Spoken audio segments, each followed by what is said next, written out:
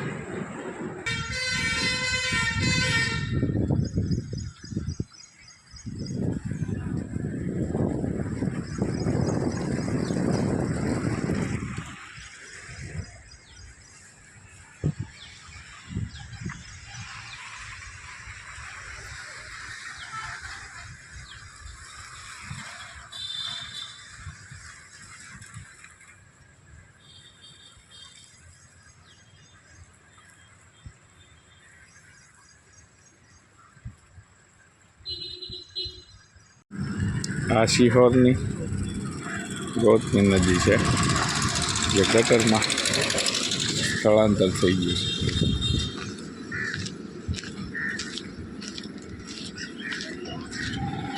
આખા સિહોરનો કચરો અહીંયા ઠલવવામાં આવે છે.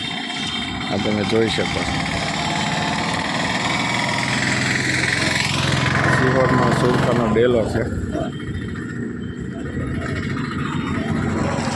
તમે જોઈ શકો છો.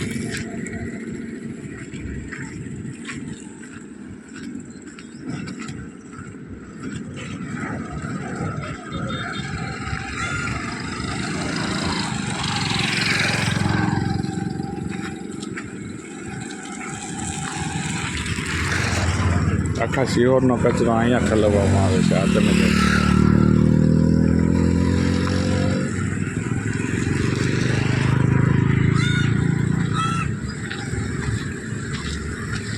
સિહોરની ગૌતમી નદીની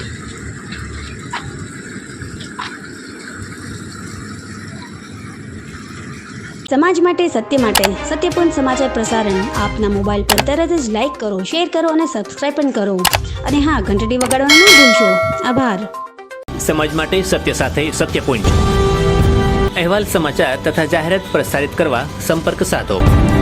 સત્યપુંજ સમાચાર પ્રસારણ, લબ્ધિ કોમ્પ્લેક્સ, તાલુકા પંચાયત સામે, સિહોર.